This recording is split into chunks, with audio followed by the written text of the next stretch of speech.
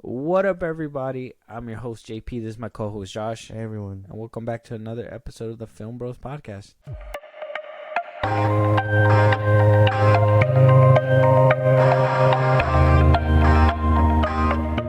What's happening, y'all? What's going on?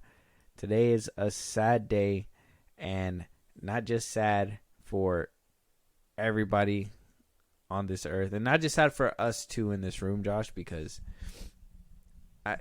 you know what? Maybe not so much for you. Maybe more for me. Maybe because you never really had to deal with. Let me ask you, where did you get your information for like video games and stuff like that? Like growing up, like where would you see it mostly? Oh, that's a good question. Well, I mean, no, I didn't really. Just commercials, I guess. Well, we had cable, so you see commercials and all that. Get the new game, so and so and whatnot, and then well, when we had that GameStop subscription, the catalog, whatever it was Oh called. shit, that is so old, yeah. That catalog, and then I got my phone, and everything else was history. But I didn't It got easy peasy. I didn't like, up until I started caring about it, I didn't really look for it. Okay, well, growing up, to figure out what video games were coming out, what were gonna be the next new, and a lot of the times at the time, PlayStation, Xbox, they didn't really have the money to like go ahead and do their own thing. But nowadays it's been happening. They, PlayStation State of Play, they unveil their own stuff. Yeah. Xbox has their own day now. Mm-hmm. They do their own thing. But where they used to come together and people would just shake hands and do that bro hand thing, bro, was at E3, which has been canceled for another year. Now it was on rocky waters since I think 2018. I think that's when PlayStation was like, I think I'm gonna cancel this year and go do my own thing. And then 2019, I think everybody was there again. But then in 2020, the pandemic hit, right? Yeah.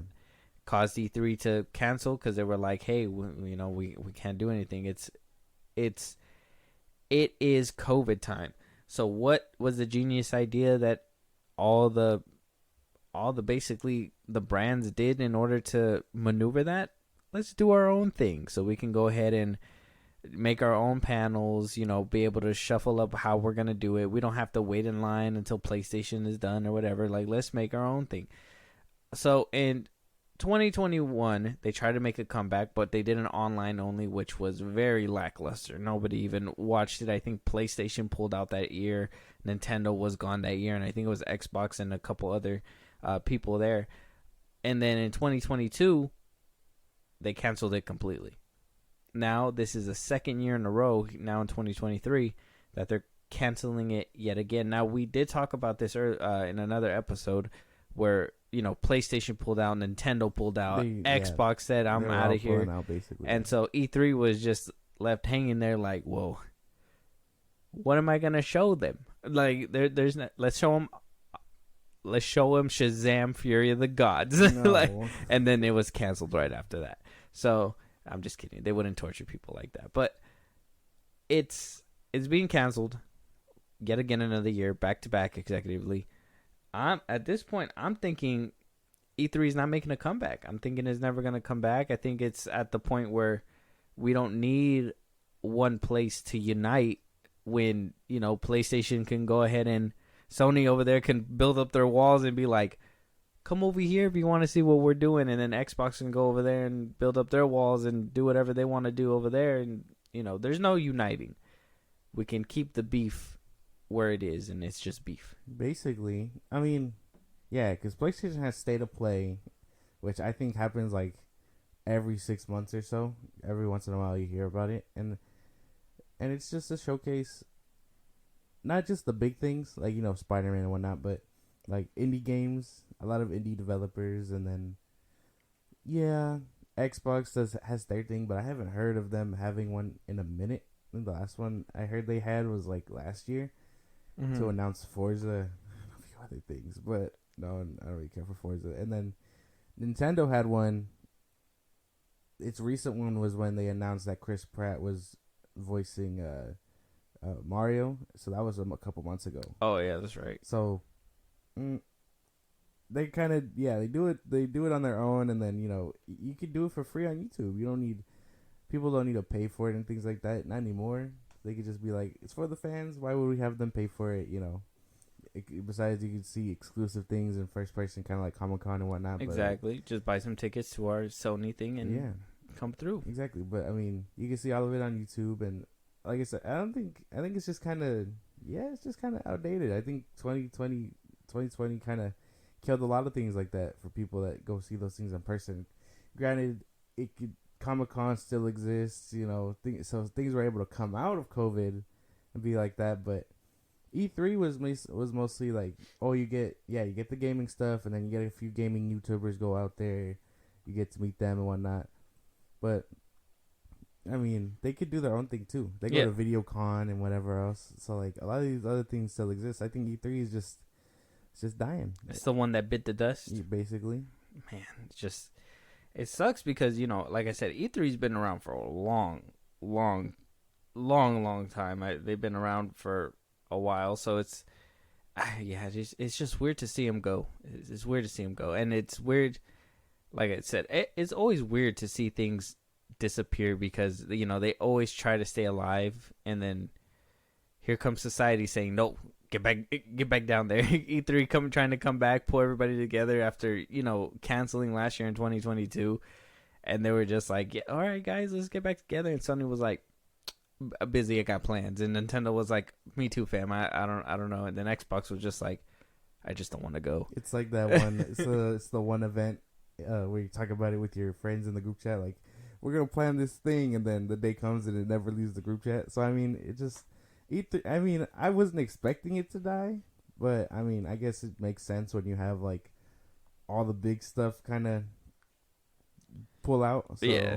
Yeah, just left them with the bill and was like, here you go. And like, there's a lot of other things going on, and then most of the stuff they show off during the Game Awards anyway. So like throughout the year, Comic-Con too. Yeah, so like throughout the year, you can just have smaller things like State of Play and whatever else, just to give fans what you're expecting without having to pull out all the stops, I guess. Yeah, and you don't have to wait for panels and everything. Exactly. Like if you're going to a PlayStation event, what you're going there for. You know what I mean? Like the last State of Play, I told you it started at 4 and I wouldn't be able to watch it, but you can catch all of it on YouTube again. Yeah, everything goes online now. Exactly. Yeah, and then I mean, if there is exclusive stuff for them, it winds up leaking online anyways. Exactly. How they do that is beyond me. I don't know, because sometimes they'd be like, hey, we're searching for cameras before you walk in there, and you got to give us your phone. And then somehow, some way, some dude has a camera angling from their hip. There's just like really bad footage of them recording. Yeah, like where'd they put the camera?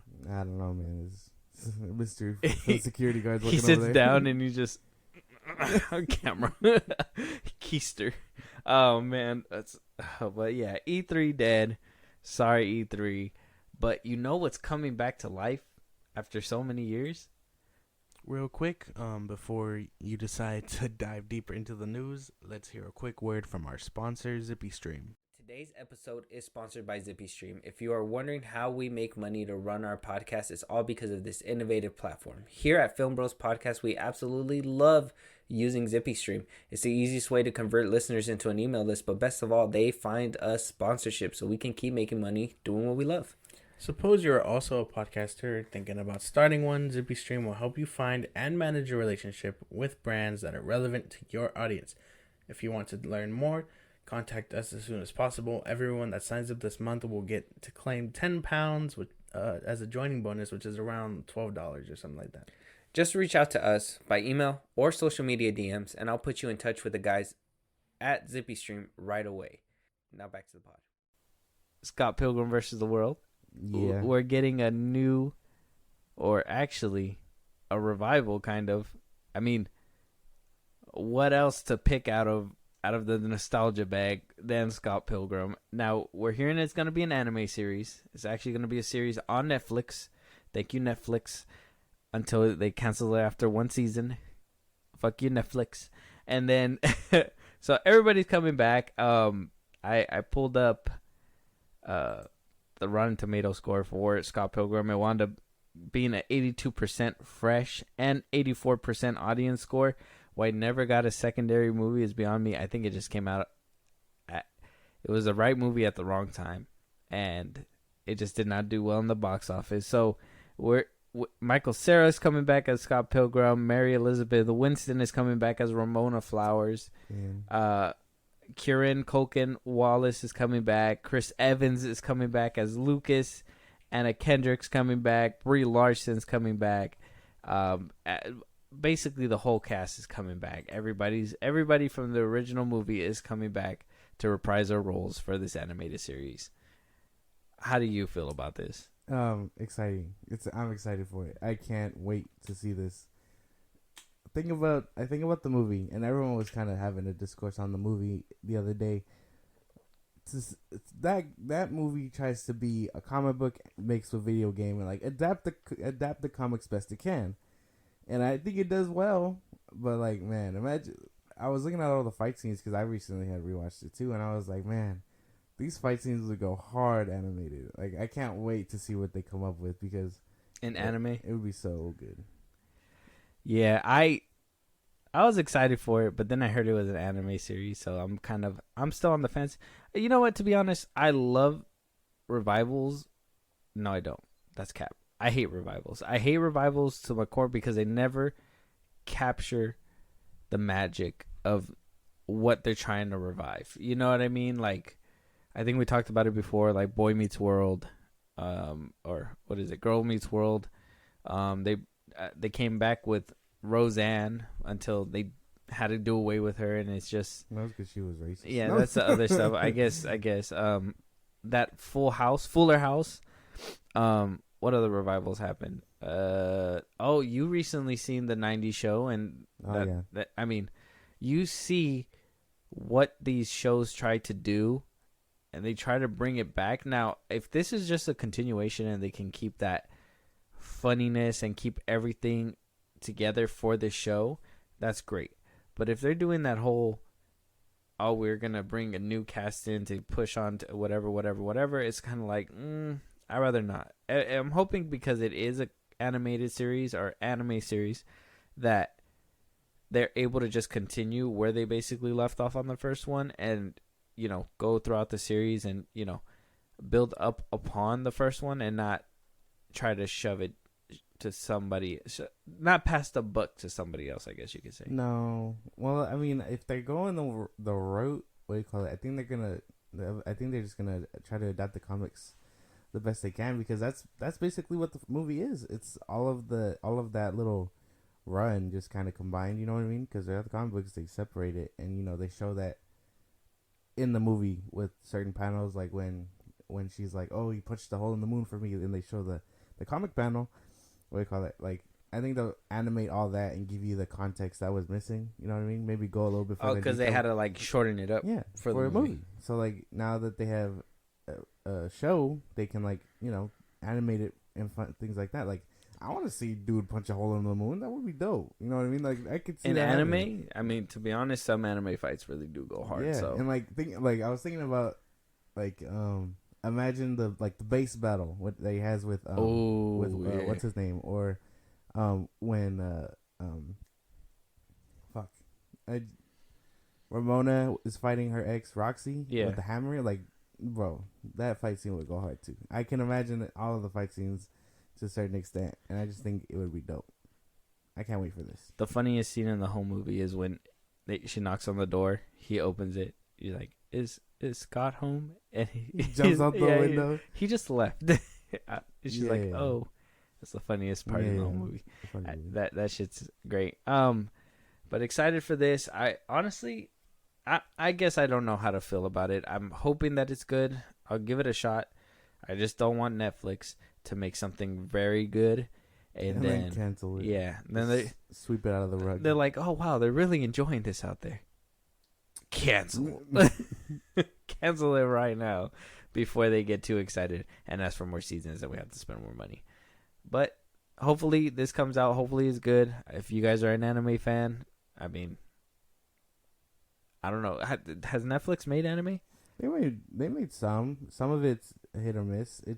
It's hard to classify American made things as anime. You know what I mean? Oh wow, here he goes. Here he goes. It's true. Technical. All right. It's true. What is it called then? It's American animation. It's different. No, it's anime style. So it's different. Anime is a style. No, it isn't. No, No, it's a lifestyle. It's originated cartoons from Japan, so it's different. Okay, so what cartoons originated from here in America? The Last Airbender that they say has anime qualities like that, or the Boondocks that they say is also anime-esque, but like they can adapt the style, but it doesn't make them anime. You know what I mean? You get what I'm saying? I mean, I get you, but it seems like anime is a style of animation, like how you would use claymation. Now I think that was originated here in the States. If they were to do it overseas, would they call it American animation? Whatever they call it, claymation. It would be over there. Like think about like claymation is just a style. Think of like Star Wars Visions, right? That would be considered anime because it had anime and Japanese artists working on it in Japan.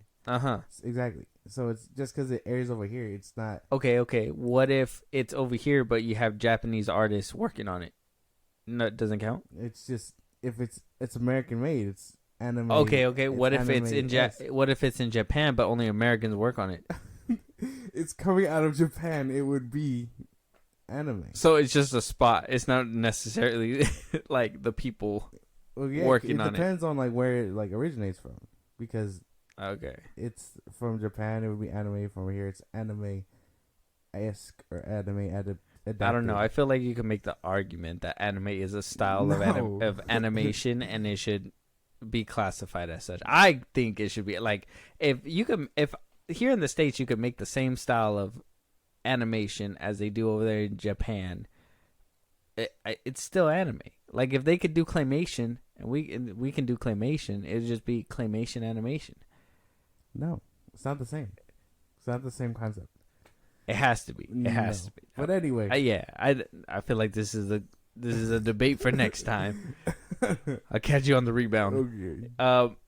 Moving on though, hearing that the plans actually came through, and we are actually getting a Harry Potter reboot series coming from Warner Brothers Discovery.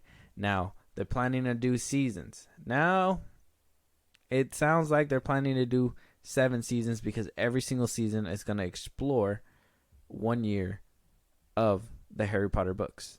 J.K. Rowling will be attached to it as an advisor to make sure that the source material is being used, but she will not be used as a showrunner. As in, like, she's not writing scripts, she's not doing anything like that. She's not really a part of it besides making sure that there's sticks true to her books. This is another thing, reboots, revivals, all this stuff, and in a world where all these things need to happen, Harry Potter is still relatively fresh. I don't think that we need a revival of Harry Potter, maybe a continuation. If they would have done The Cursed Child, that would have been cool. I think if they would have continued with the Fantastic Beasts movies. Yeah. The Fantastic Beasts movies were something else. They were good. Well, the first one was good. The second one was cool. It had moments, but like those movies, this is completely off topic, but I think those movies failed because they couldn't stick to the shit. So they had to go into this whole other plot line, and that kind of fucked them up in the end. But that's, like I said, whole nother point. I saw this and I was like, man, I pray for the damn for the actors that gotta follow up the actors from the movies. Right. Like Snape, the dude that played Snape, Alan Rickman, right? I'm not tripping about that. And then pray for them because they're gonna have to follow up. Snape. I almost said Gandalf. That's funny. Dumbledore, Draco, Harry, Hermione, Ron, big shoes to fill. Yeah, big shoes, big fucking shoes. It really, really huge shoes, especially with the immense footprint that they put on this world. You know, like we grew up with these. We grew up with these characters. They are the only iteration that we know. A TV show does sound good because that way you can flesh out the stories more. Obviously, you're able to put more into TV shows. Me being more of a movie person than a TV show person, I don't really like this. I think that they did what they could with the movies, and that's fine.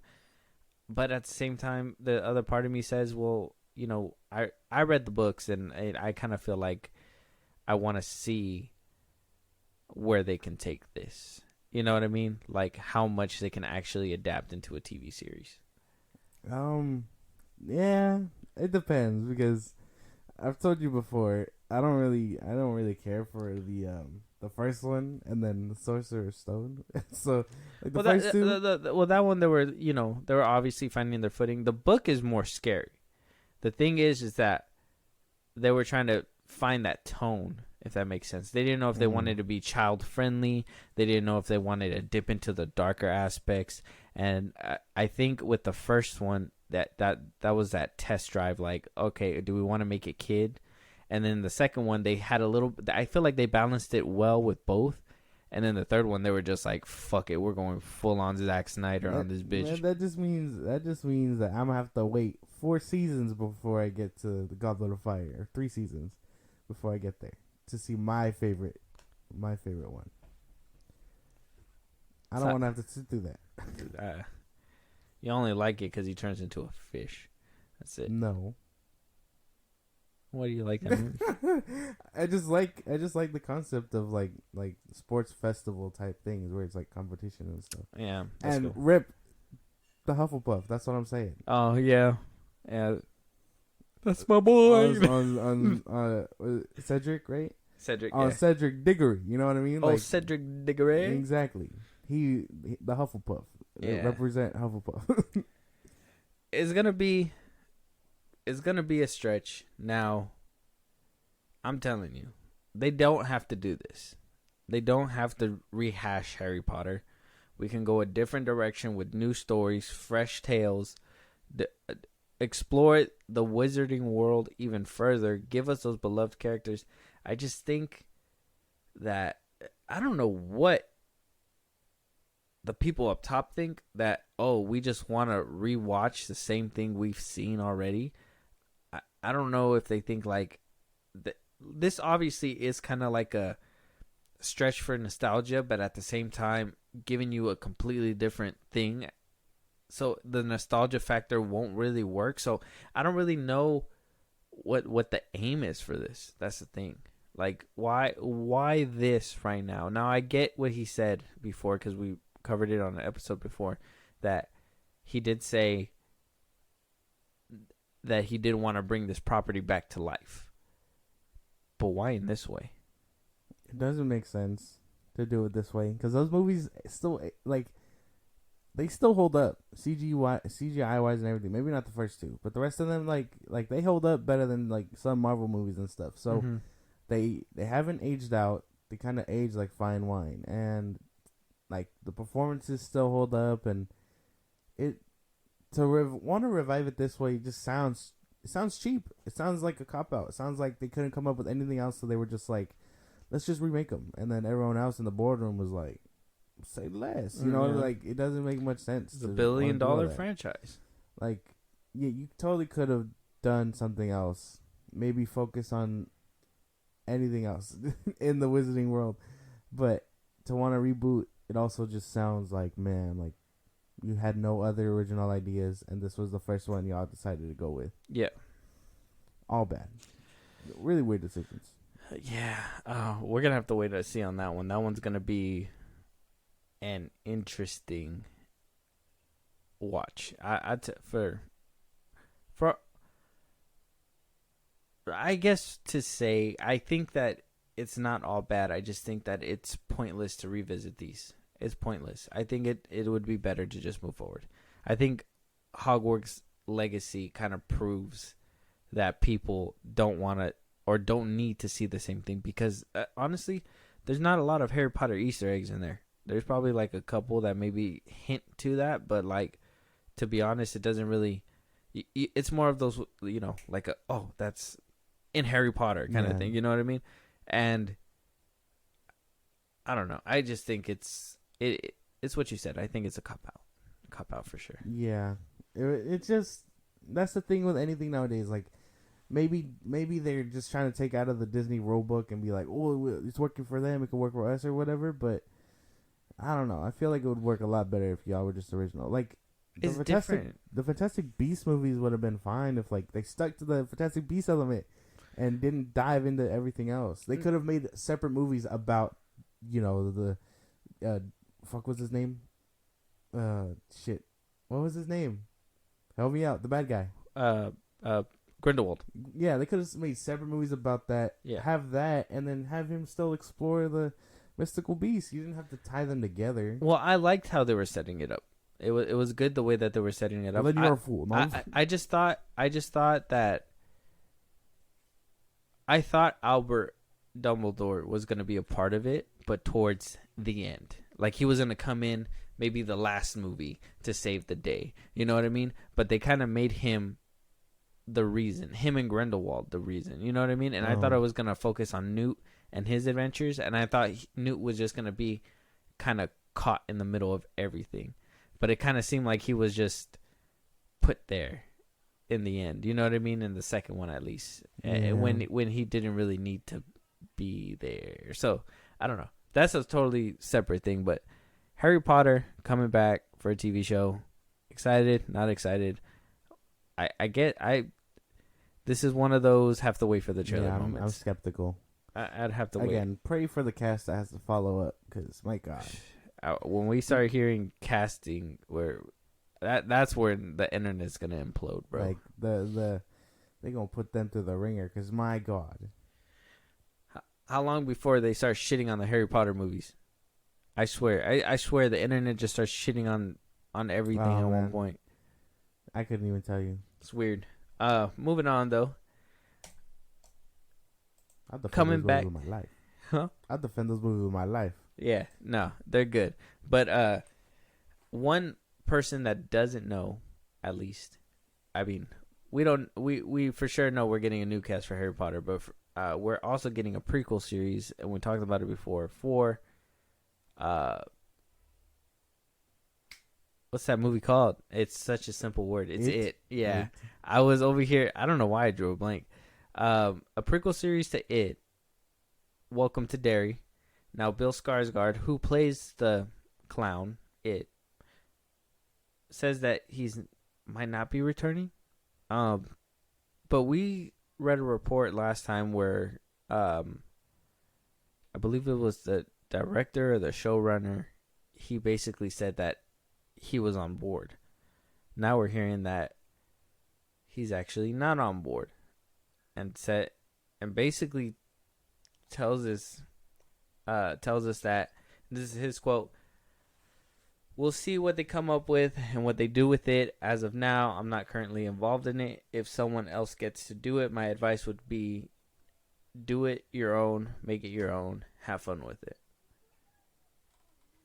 So, do you think they'll recast him? Do you think he'll be in it? I mean, to be honest, Bill Skarsgård, I mean, like, this is one of those things where I have told you before, like, movie and TV is a blurred line now. It wasn't like before where, movie stars wouldn't be caught dead on TV because that means that their career's kind of ending or whatever. Like, once you demote from movie to TV, it's kind of bad for you. But we don't have, that's not the stigma anymore. You know what I mean? Like, you can do an HBO Max TV show and still go back to, movies or whatever.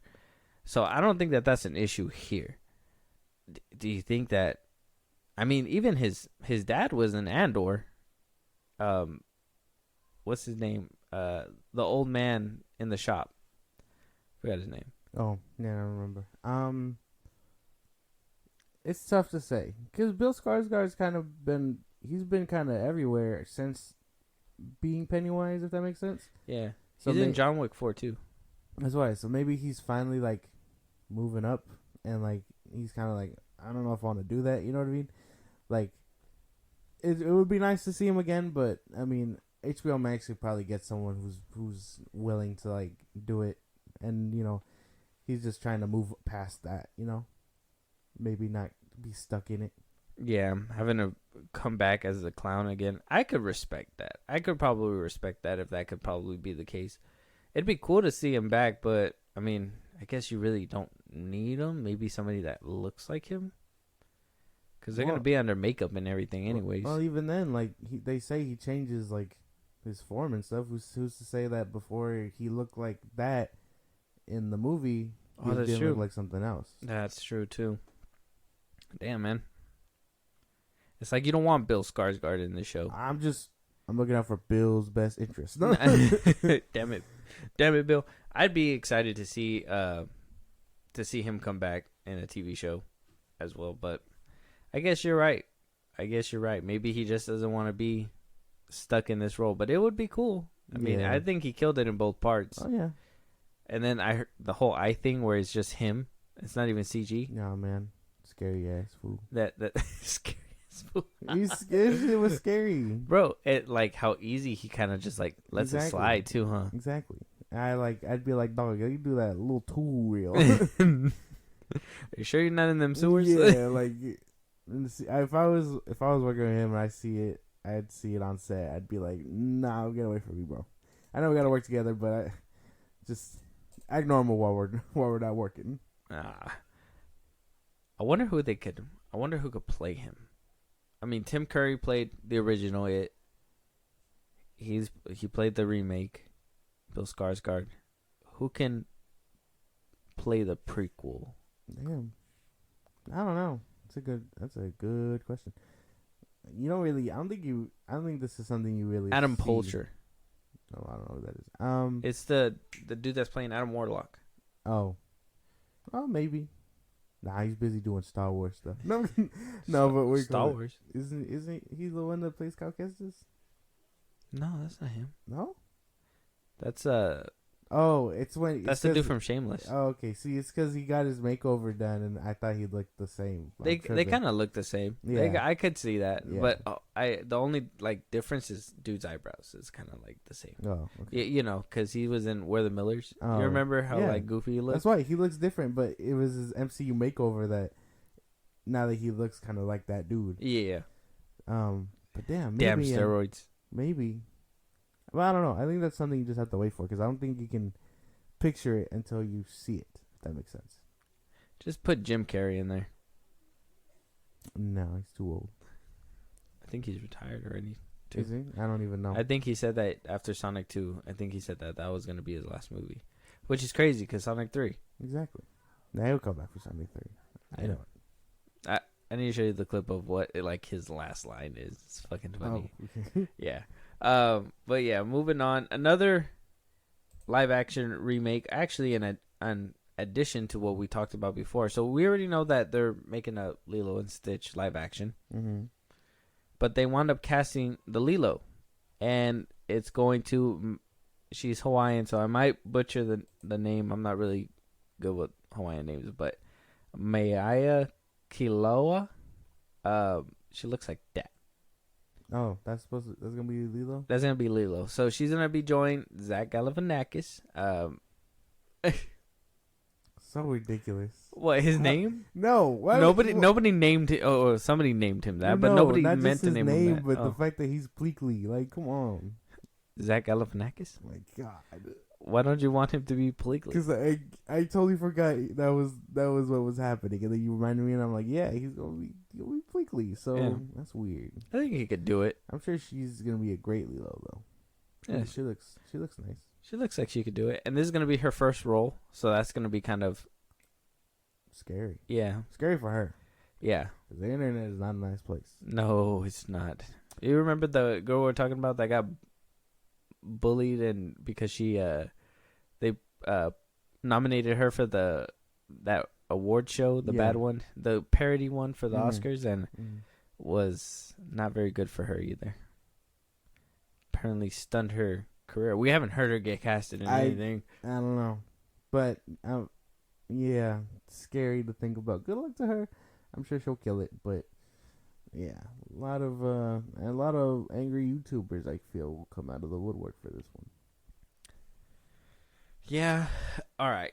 So this one is kind of like we already know what's happening. We've heard that it's going on.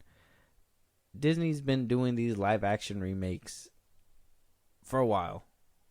How do you feel about them? I feel not.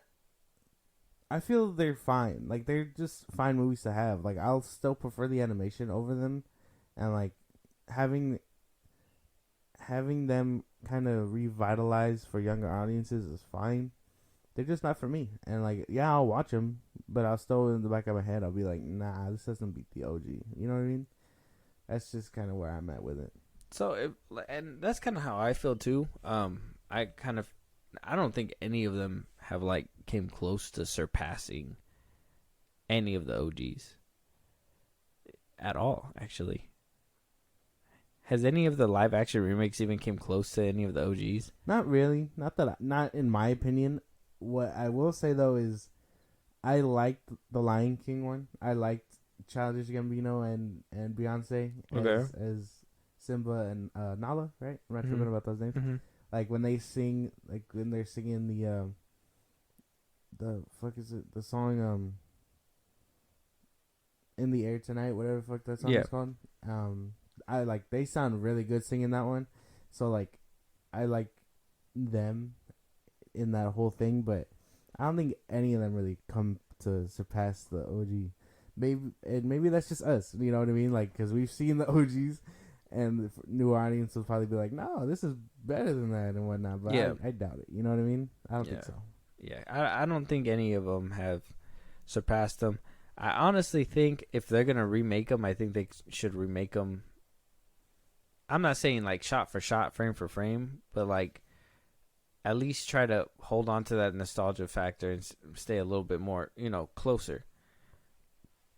But I think Disney's taking it a little too literal this time, at least from my POV, because we're also getting a live action Moana. It's been announced. It's happening. We have a video. An announcement video. And I think you should see this if you haven't. Okay, I have not. You have not? I have not. All right. Aloha, everyone, from beautiful Hawaii. We are here on the island of Oahu, where I did a lot of my growing up. As you know, Hawaii means so much to my family and me, and the traditions of our ohana, or ainga, as we say in Samoa, were shaped by these incredible islands. The Pacific Islands and their cultures inspired a very special story, one that you all know very well. And that story is, drum roll please, Moana! That's right. We are so excited and happy to announce that a live-action reimagining of Moana is in the works. Moana, Gramatala, the music, the dance, Te Fiti, Pua the pig, the village, the beautiful, powerful ocean, and one more, what's that guy's? Oh, yours truly, Hey Hey the chicken. Kidding, Hey Hey's gonna be in it, but of course Maui will be in it too. As many of you may not know, the brilliant team at... That's basically the gist of it. Unless you want to watch the whole video. No. No, you're good? Let's save the viewers in here full. It's... If you guys want to see the full video, it's on YouTube. Yeah, Moana remake. Go type that into YouTube. I don't know how to feel. This movie's a little too recent for this. I was about to say, how long has it been? It came out what? Has it been out for like 7 years or something? 8 years? Oh, it came out in 2016. Yeah, no, this movie's so it's not even 10 years old yet. What are they doing? I think they just caught up with themselves. They're just like, oh, not even. Wow, what are we gonna do? No, they could have done literally any other one. That's so dumb. Well, there's rumor has it saying that there might be an Aristocrats live action. I don't know if you heard about that one. Have you heard of that movie? I've heard of the movie. Okay. Well, that's apparently happening too, but it's a rumor still, so we don't know. Apparently, they're trying to get it together. There's so many that they could have done, of course. This one is way too recent. way too recent. I Gross. It sounds bad. there's two problems here. Okay, one is the remake, and one is Dwayne. And we're gonna save that one for next. For right now, I just want to know, for at least the remake part, why is Disney doing this? Why are they just ramming so many like live action remake? And I know you said it before, it's a reimagining. They're showing a younger audience, but at this point, this is the younger audience. They barely got it. There's no. I know that this one's too recent. The logic of this one kind of went out the window when it was announced. But I don't know. I don't know what they're cooking. It's weird. It doesn't make sense, really. Yeah, I couldn't. If I could have been in that boardroom with Disney and whoever the fuck wanted this, I would have been like, really? Where's that Hercules one y'all said y'all were cooking up? Like what happened to that one? Like, yeah. I don't know, man. This one, an enigma for sure. I couldn't place it. Yeah, no, I'm not sure. I'm not sure what they're doing. Now, on the other hand, we also have Dwayne "The Rock" Johnson, who is, he's a movie star. I get it. Well, yeah, he is a movie star. I won't lie. I wouldn't say he's like a superstar, but he is a movie star. I think that he makes consistent movies that make people come out to theaters. I think Black Adam was his biggest box office opening ever. So that's it bumped Hobbs and Shaw out of the way. So, I mean, it's good for him. He played the animated one. Are they just gonna put The Rock and call him Maui for the live action? And what is up with The Rock trying to like create in my opinion, create a franchise for himself? You know what I mean? Because we've heard that they're gonna be making more Moanas. I think there's a rumor that there's gonna be an animated Moana 2.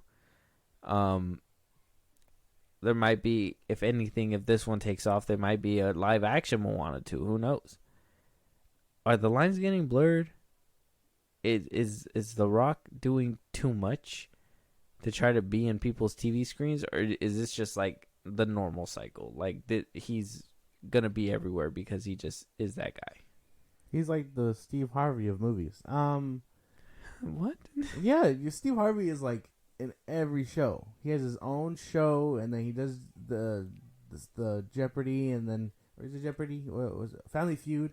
There's Family Feud, and then he does a few other ones where he's like a therapist or whatever the fuck. Mm-hmm. The Rock is like him. He's everywhere. He has his own shows. He does movies and stuff. He still owns the production company. He's just trying to get his face everywhere. As for like the franchise and stuff, it isn't working out too well. I couldn't understand why he wants to be a part of it so bad. Maybe he's just bored. I don't know. Maybe he has nothing else going on right now, so he's just like, well, let me see what sticks, and Moana. Desperately trying to see what sticks. But yeah, they should. I think they should go a different way with the casting. This doesn't having The Rock play Maui again, and her play, and I think they said that they were having her play the same chick play her basically. Right? Yeah. Mm-hmm. Like no, they should totally just get new castings. That doesn't make much sense to just take them out of animation and then put them in. You know what I mean? Yeah. It doesn't work. Jumping from animation to live action. If in the beginning of the movie they show that where like it's just them, the characters, and they just jump over and they turn live action, if they do that in the beginning of the movie, I'd go watch again just for that. I like transitions like that. That's dumb. I like transitional movies. They're great. I want to see that what they're gonna make the crab look like, because that sounds like it would be scary as fuck. The chicken. Are we gonna get a CGI stupid chicken? A CGI thin stupid chicken, because that chicken was skinny. Very skinny. And a pig. Oh yeah, the pig. Yeah. Need a big pig. Nah, man, big pig. Beers of bacon. What we call it? No, but think about the crab. The crab that they fight that has that fool's hook. If you can remember the movie, the big one that they fight. Mm-hmm. Yeah. He's gonna look scary as fuck in live action. Oh wow. Yeah. Probably. And those little marble things too. Whatever the rock things. What were they? Coconuts?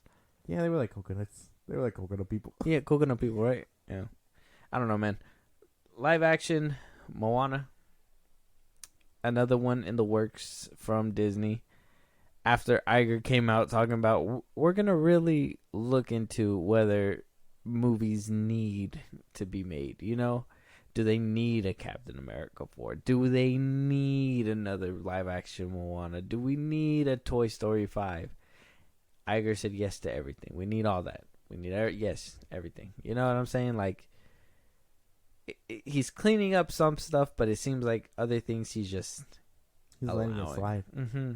I'm not sure what. I don't know what's happening back there. I couldn't even tell you. It just seems like everything's going haywire at Disney, and I don't know why. Basically, yeah. We got Star Wars constipated. No content over there. We got Disney over there. Animation's going crazy. So is their movie department, but they choose to go ahead and remake the same thing. And then with Marvel, they got a bunch of duds. It's like there's something going on behind Disney right now. Like seriously, who called The Rock and was like, "Look, we're sorry about Black Adam, but what about Moana?" And he was like, "You son of a bitch, yeah, I'm in." Yeah, I don't know, bro. This one doesn't sound like it's gonna be a big splash. I couldn't picture it. Him, and especially him doing that whole motivational video, like it's gonna get people to come watch. I have no idea. When are we getting a live action Ben 10? That's what I need to know. Gotta talk to. I know it's a different place, but why we're getting all these live actions from all these places and everything. But when is it gonna be that kid's time to shine? I mean, he did technically get a live action, but he got two live action. Two. Yeah. Well, to be fair, I think his animated movies go a little harder, but that's a different story. But yeah. All right then. Well, a little side tangent. Funny. Moving on. Last topic of the day. Last one is your favorite guy in the world, James Gunn, talking to Deadline about his tone for Superman Legacy and basically addressing the superhero fatigue. So first with the tone, he basically said that the Superman film will have a completely different tone than Guardians of the Galaxy 3. He says, "I learned so much from making these Guardians movies, but it's not like Superman is going to have exactly the same vibe as a Guardians movie. It's actually quite different." That's basically it. They're, when it comes to at least the tone wise. Now, you can't necessarily believe him 110%. I know for a fact that the tone is going to be different. And I know he can do different tones, and I know we're not going to get a Guardians of the Galaxy tone, but what tone are we going to get for Superman? That doesn't... What I was saying was, like, different tone, sure. But you're still going to know it's a James Gunn product. You know what I mean? Tone doesn't really do anything when you're still cooking with the same stuff, if that makes any sense. The same ingredients? Yeah. You'll be like, "Oh, well, I'm going to do breakfast, and then I'm going to do lunch." But the way they may be different entrees, I'm cooking that motherfucker. You know what I mean? Mm-hmm. Like, it's kind of like Mexicans and like tortillas and shit. No, listen. Listen, cause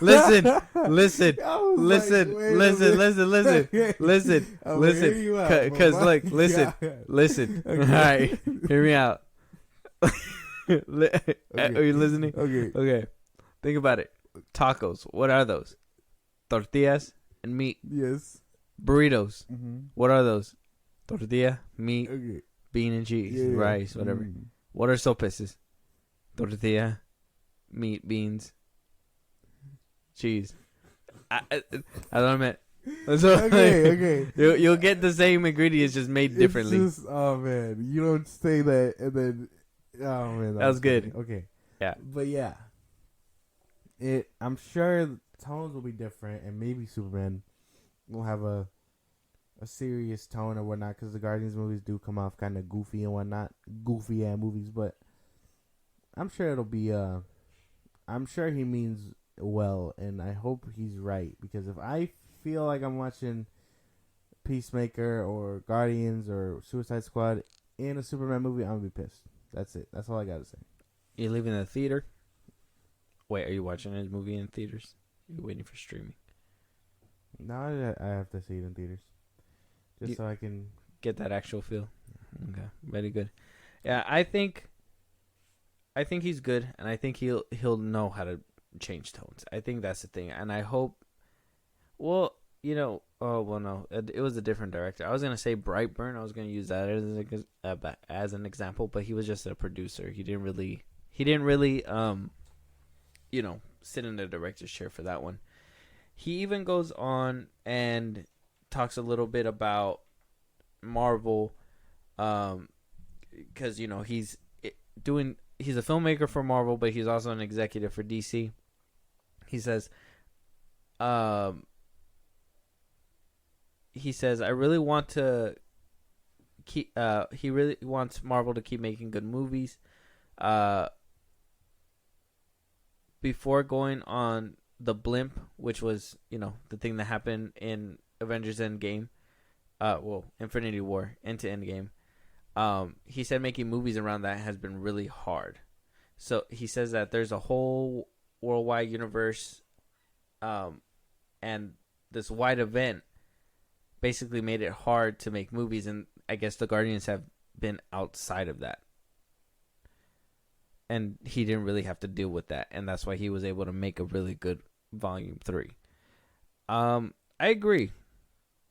I think the blimp is a problem for a lot of what's happening with Marvel right now. At least storytelling wise, I feel like they really wrote themselves in a corner, if that makes sense. It's because you got to pick up where they left off. You know what I mean? Now you got to show basically where everybody was for the blimp, if that makes sense. You know what I mean?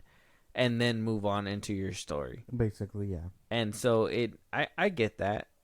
Guardians of the Galaxy aren't immune to that because they had to deal with it.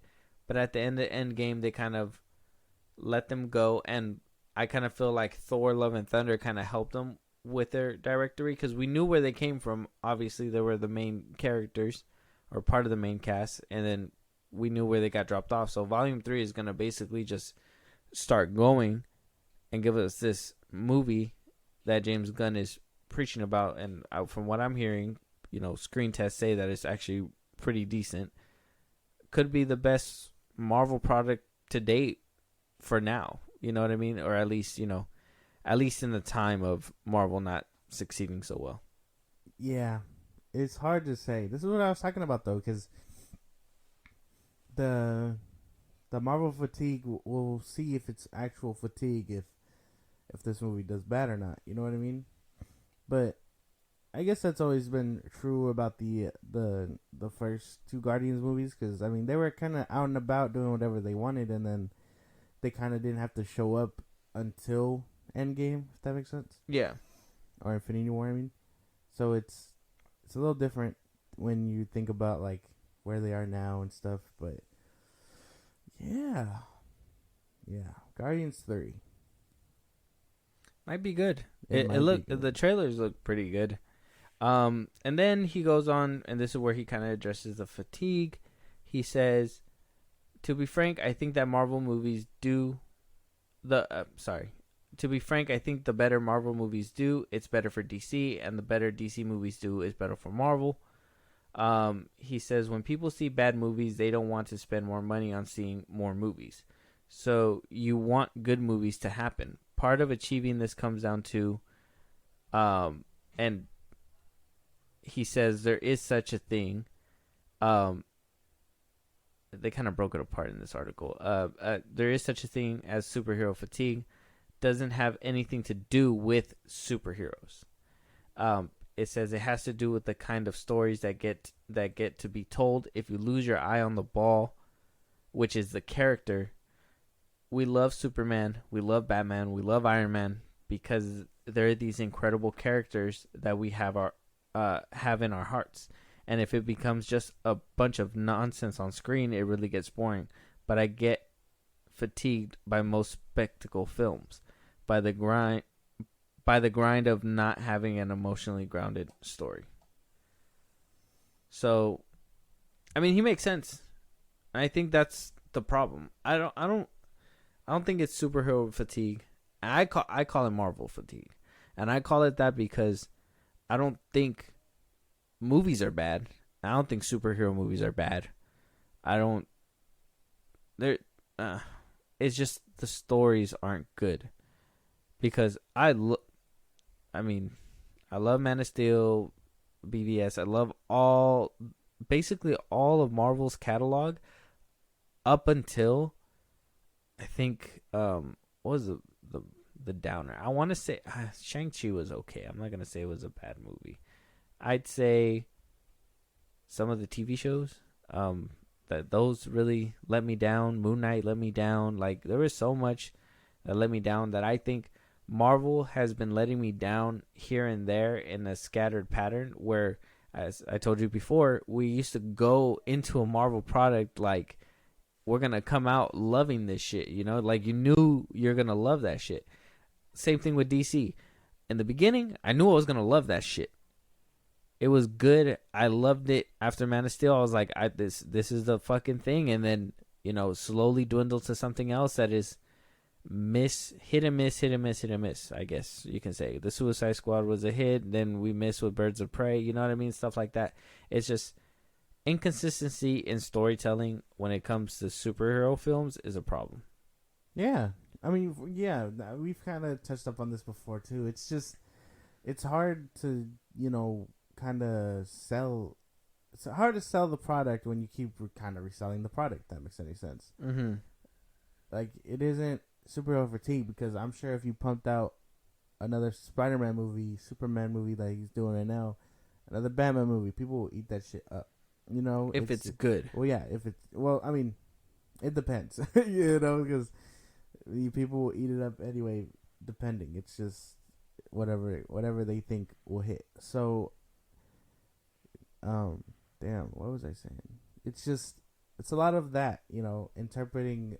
What do you think the audience likes, especially who's attached to it nowadays, since you're kind of like everyone knows directors and stuff, so like it depends who's doing what, if you even think they could touch that person. Like it's hard to say for sure what's causing it, but I think if you had to take a guess, a real stab in the general direction, it would be storytelling. And the fact that Marvel kind of set the bar in basically repackaging and reselling the same thing. Well, no, because at one point things got different with Marvel. I think things were going a little bit different. They were able to, I'm not saying tonally because they barely made a horror movie, and even then it wasn't really a horror movie. They got close to it with the Werewolf by Night. Well, that's not fair because a good chunk of the MCU is a good guy quite literally fighting the bad guy with the same powers. That's a good chunk of the MCU. That's what I mean by, like, yeah, you can have the spectacle and this and that, but a lot of it is just, oh, he's an evil version of me. If I went down this path and whatever else, you know what I mean? Like, what if Tony Stark didn't stop selling weapons. Eventually, he'd be the fucking the Ironmonger, Captain America. Well, I guess Captain America doesn't count, but with Bucky or and whatever else. It's just a lot of that mirroring, and that's what I mean by yeah, they did it with some products, reselling and repackaging the product. Yeah, they did it with some products, but no, that's what I'm saying. I feel like Marvel kept it fresh, at least, because they did do that with some, and they because some people even make the argument that Doctor Strange is the same as Iron Man. You know what I mean? Like the first Iron Man movie, they it happens. They're gonna be compared. If Marvel doesn't make something fresh, that's the thing, is that, and this is why I said, like, after Endgame, I thought they were gonna switch it to another universe or something like that, switch up the characters, blah blah blah, because it only makes sense once you get tired of something or once you run out of ideas. It's gonna be hard to keep up that freshness, and it translates into their work. You know what I mean? Like, they have all these new characters and all these new catalogs, to explore, and yet we get stuff that isn't scraping near as high as it can be. It's not good. Yeah, I don't know. It's hard. It's hard to say, and I know we could deep dive further into this. It's just, it's something that has to be talked about in depth because we got time and stuff. But it's hard to really say. But superhero fatigue can be debated on whether or not it exists and stuff. But a lot of it comes down to the story and how you handle said characters. I think a good way to put it is not fatigue, but maybe uncertain. They're or inconsistent now. From what you thought was consistency turned to inconsistency. You know what I mean? Yeah. Harry Potter was putting out banger after banger after banger. I don't even think that any of the movies really flopped. I think everybody loved them universally. I think the only one, I want to say the only one they said they had a problem with was, that got kind of low, was Azkaban, The Prisoner of Azkaban. But, I mean, it didn't discourage anybody, you know what I mean? It still wound up pushing to be this new heights. Then they hit again with Fantastic Beasts, but then when the second one didn't do too well, it made people on edge. And then, hearing I think what didn't help with that one was the whole Johnny Depp thing, but you get the gist of what I'm saying. Yeah. It's just, you just gotta, as long as you're consistent and put out bangers, if you take a stumble but come back, you're good. But if you stumble and you're fucking slow motion falling to the damn concrete, it's gonna be hard to watch. People are gonna just be like, "Oh no!" Like, yeah. you want to look because it's probably funny, but at the same time, you're just like, it sucks to see something so big get to this point. But I wouldn't say fatigue. It's just maybe the inconsistency in the product is what's the problem. Maybe. I guess from a business point of view, you can probably see it like that, because if my fucking Windex works one day and then one day I need to go buy another bottle and that shit's ass, the next time it's kind of like, well, what the fuck happened to my Windex, Basically. But moving on, speaking of superhero fatigue, we got a couple trailers from both sides of the aisle. We got Secret Invasion from Marvel, and then we also got Blue Beetle coming from DC, which James Gunn, and from what I'm hearing on Twitter, is what a lot of people are really pushing to make people go watch it, is that it's going to be a fresh start. It's going to be part of the new DCU and blah, blah, blah, blah. Only the box office will tell, my friends, and I don't know. We got to see the trailer to see what. Because I haven't seen it. I haven't even seen the Secret Invasion one. Me neither. I haven't seen it either. I've been putting them off so we could do it for y'all, so here we go. Yeah, here we go. Reaction time. Let's get it. Trees.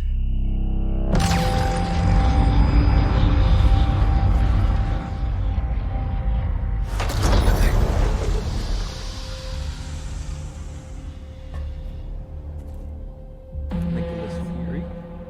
For years, you've been avoiding Earth. But I have called for your help plenty of other times, and you've been pretty content to let those calls go straight to voicemail. Yeah, well, this is different. Look like they changed his mouth. How much do you know about your security detail? What do you mean, how much do I know about him?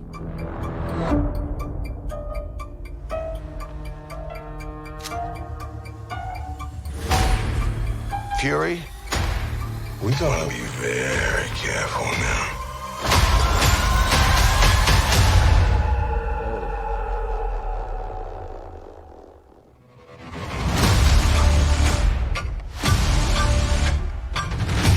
You're in no shape for this fight that lies before us.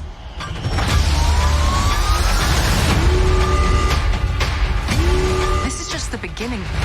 This is my war alone. And I'm the last person standing between them and what they really want.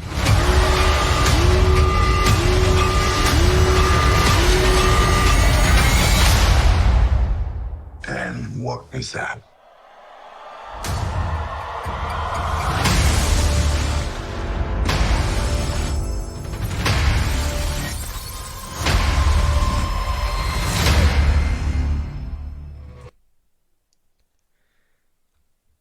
Okay, that looks good, but I don't know. And this is what I mean about inconsistency, because some of the CGI looks kind of weird. And in the beginning, let me re-show you again, because I don't know if you've seen that, but I feel like they changed his mouth when he was talking. Hold on, where'd you go? Look at his mouth when he says, You've been avoiding Earth. watch. But I have called for your help plenty of other times, and you've been pretty content to let those calls go straight to voicemail. Where? Yeah, well, this is different. You seen that? No. He was supposed to say something. Look at his lips. He doesn't say this.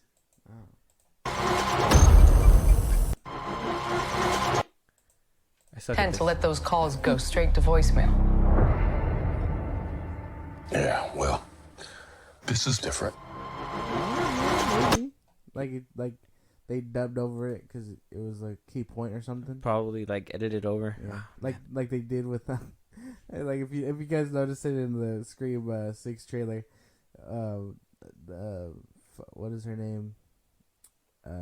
Gail says, "I'm gonna shoot you in the fucking head," but they cut it, and she's like, "I'm gonna shoot you in the head." Oh yeah. So It's like a fast cut. Too. yeah. Like, So maybe they did that, but yeah, it's a little weird. what do you think? What do you think of the trailer? It looks good. I saw a few people mentioning it, but I have not seen it. People were calling it, you know how they usually hype up things, and I'm like, well, look, you gotta have realistic expectations about Marvel shows. You know what I mean? Because it looks good, but it looks good now, and then once it drops, it could be completely shit. Yeah. So, but it looks good, and it looks like it's having that little espionage spy thing going on. So I'm down for that. It hits me kind of like a movie. Yeah. It hits me kind of like a movie, and I'm kind of like, I'm with it. There was a couple wonky CGI, probably be cleaned up later on. I know it's just what is the first trailer, second trailer? Yeah, first trailer. So, I mean, it's not bad. It kind of gives me Winter Soldier vibes if it met the Falcon and Winter Soldier. They had a baby, and they fucked and had a baby. Okay, Yeah. well, you don't gotta say all that. Yeah. But That's what it looks feels good. like. It just looks good. That's what I think it is. Okay, well, I don't care. It looks good. Just say that. Say that. Why don't you say you agree? Just say it looks good. Why don't you just say agree? Why don't you agree? Say it looks good. All right, it looks good. All right. It looks all right. Okay. I maybe another trailer. Maybe when does it drop again? When is It just said coming 2023. That's all it said on the thing. Oh shoot! I was hearing a rumor saying that they put on their Disney Plus app that it said June 1st. I could be tripping. I don't know. Maybe. I didn't see it. All it said on the trailer was coming soon 2023. Yeah, gonna be interesting. We're gonna have to wait to see. On the other side of the aisle, we got Blue Beetle, coming from DC, and what people are saying is maybe the start of the new DCU. So Let's see. Oh boy. Excuse me, Mr. Reyes. I just want to say the song choice already off rip. I'm sorry. I'll replay it, but I'm just saying because they put the song in the teaser thing for yesterday, saying that it was gonna drop today. I didn't think they were gonna keep to it, and I'm just gonna say this is the song already is ridiculous to me. But I'm gonna just all right. What the fuck? Excuse me, Mr. Reyes. You finished scraping the gum off that lounger or what? Everything right now feels so out of reach. You always land on your feet, bro. You're Jaime. They don't get out much. I just want to rap. Jenny? Guard that with your life, but do not open it. You went in to get us jobs, and all you brought back was a hamburger? Okay, I don't think it's a burger. You haven't looked? What the hell is that? How did you get it to do that? I think he likes me. Get it out! Get it out! Jaime. This ain't what you want. This ain't what you want. This ain't what you want.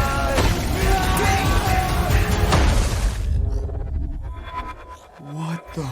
Host acquired. Who said that? Okay, it's gonna be okay!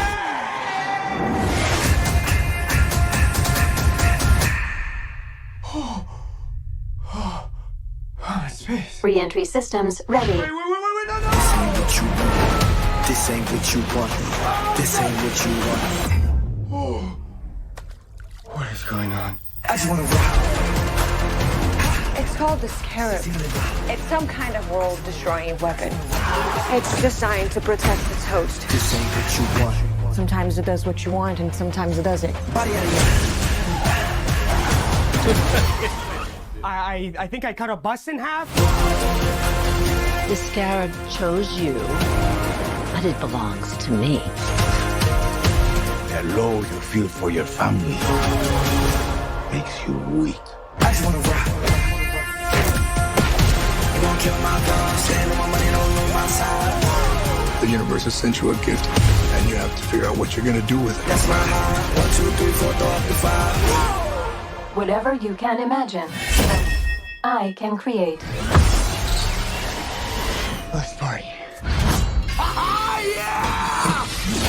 Nice choice. I just want to rap.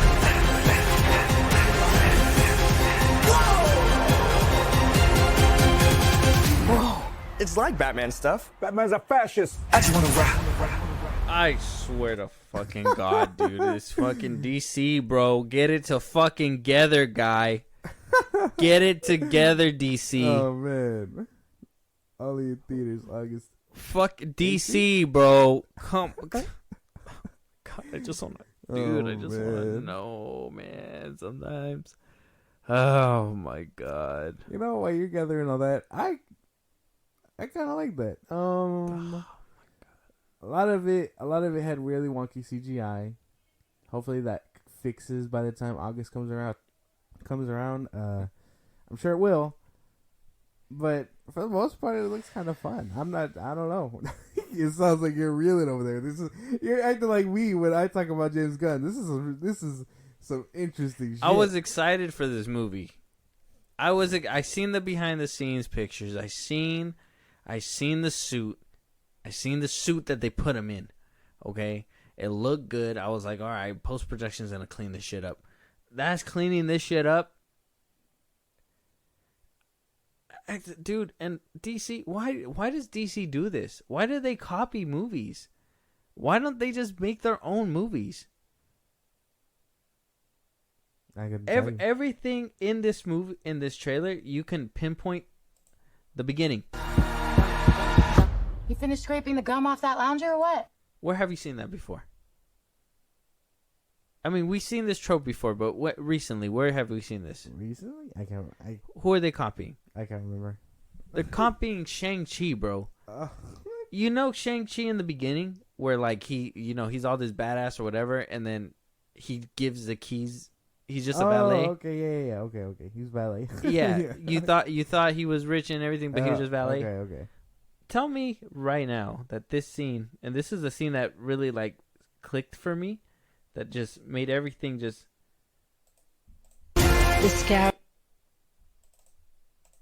Oh wow, I suck. I think I cut a bus in half. Doesn't that look like the fucking pods in the Matrix? Oh yeah, a little bit. Yeah, a little bit. And I'm gonna tell you right now. I think I can think of a couple other places where this happened. Hold on, where are you? Oh, right here. What is going on? Where do you see that scene before? Well, I've seen it in the first Shazam movie. So, I don't know. Interesting. Where did you see? Look, this is a game, bro. This is a game. Hold on. Where'd you see this scene at? Oh, Doctor Strange? I couldn't tell you. That one I don't. Chose you, but it belongs. In half. The scarab chose you. Chose you. It chose him. It's not like some random lady didn't give him a box with the blue beetle in there. Randomly chose him. I don't know, man. I'm gonna watch it, but I'm gonna be expecting, and this is what we're talking about: consistency. DC consistency. This is their consistency, and I'm walking in there and thinking this is Black Adam. This is gonna be Black. It's gonna be a fun time. No. Because I'm not gonna lie, it looks fun. I had a fun time. This is gonna be like Shazam 2. It looked fun. I laughed a couple times. There was a couple funny things in there. That I like the transformation. I'll tell you that much. Like the it burning and him, like it looks freaky. I like that shit. I like that DC is not afraid to do that and make it scary. Where Marvel over there is just nano suits. You know what I mean? Yeah. I like that shit. That shit's cool. This futuristic nonsense right here. All this drones and everything. It's like the same thing that happened in Black Adam, where like you didn't even know where that technology came from or anything like that. It's just they have it.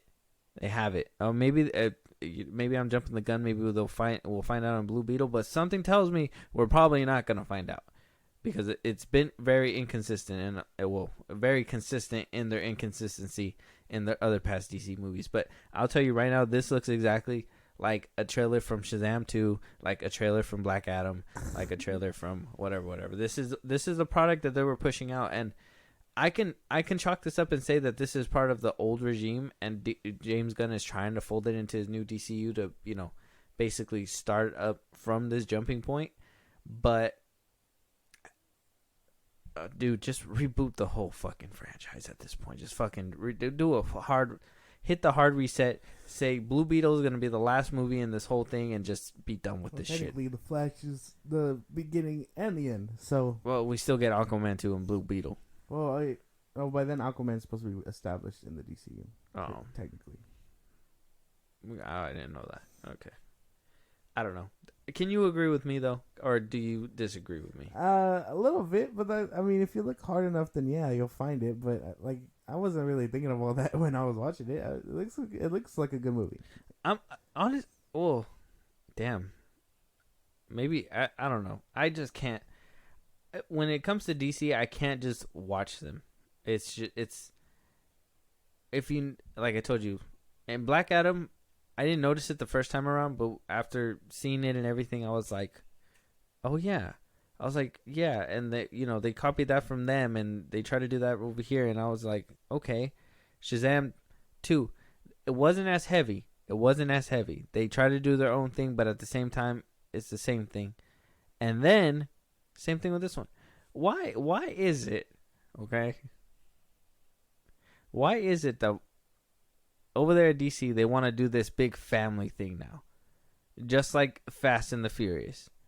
Why is every movie boasted on family now? He said family. Shazam 2 said family. And even Black Adam said family. Well, to be fair, they're all family. Well, yeah, the Shazam is actually a family. That's fair. And for Blue Beetle, all he has is his family. A lot of DC teams are that, though technically. Like you have the Bat family, Super family, Shazam family, Speedster family. Like they are just like that. Like it's not like a trope. It's just how their teams come together. And granted, they're not a whole superhero team. They're not all gonna get superpowers by the end of the movie. I know that. I hope not. But I can tell you that they're all gonna have the power of the Scarab. But what do you call it? Like basically, it's Jaime, and yeah, his family's there to like back him up and stuff. It's a little different in this context.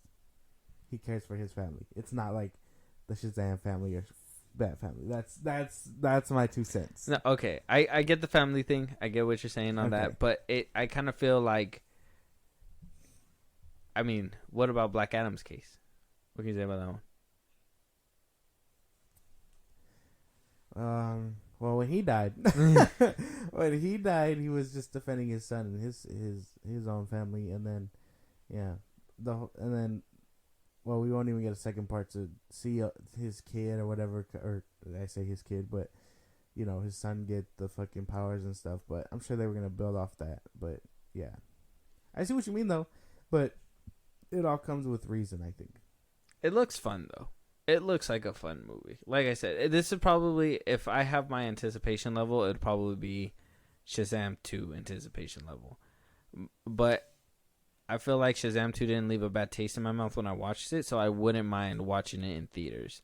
I just hope the CGI gets cleaned up a lot too, because goddamn, bro, that ending scene, though, as cool as it looked like a video game. And create. Let's party. Nice choice. That shit look cool. I ain't gonna lie. That shit look cool. That shit was dope. But and then even their fight scenes are better than Marvel sometimes. I think they're very not afraid to show the impact more. You know what I mean? Like the whole flipping and kicking them to the wall and everything. Like they want you to know it fucking hurts. You know what I mean? And that's what I'm saying. DC does that really well. I just feel like, man, they just don't play at their strengths. It's like them, that if they kick with their right leg, they'll be good. But here comes DC with their left leg. Yeah. It's like, why you're so close? Oh, man. Just use your right leg, DC. Come on, dude. Oh my god. That was funny, oh man. my god. Okay, well, the Blue Beetle trailer. What's your from 1 to 10? What's your anticipation for this? Off the trailer alone, 1 through 10, let's say like a 7, 8, around there. 7, 8. I give it like a 7 in anticipation level. I got to see another trailer to see what happened. What about Secret Invasion? Yeah, like a 7. I don't know what it is, but that one, like that one's probably, it looks a lot more serious, but we know Marvel, and that one's gonna end up being a little. That dark. one for me is like out of 5, to be honest. Yeah. It looks like it might be good, but there's nothing in there that screamed like, yeah, watch me today. Yeah, not yet.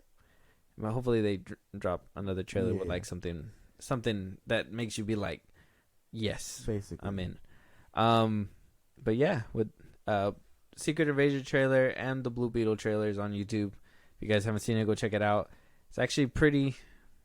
They're both not that bad. They're okay. They're pretty good. Yeah. If there's something on this episode that we didn't talk about that you guys want us to talk about or discuss, or something that we missed, a movie you guys want us to review, anything like that, Josh, let them know where they can hit us up. Let us know. Talk to us. Twitter, TikTok, Instagram at FilmBros Podcast. We post when episodes are out and very engaging things that y'all should be commenting and liking and whatnot. You can let us know when new movies, or you can let us know about any movies you want us to cover. Same with news. If you want to listen to us on the go, Spotify and Apple Podcast at FilmBros Podcast.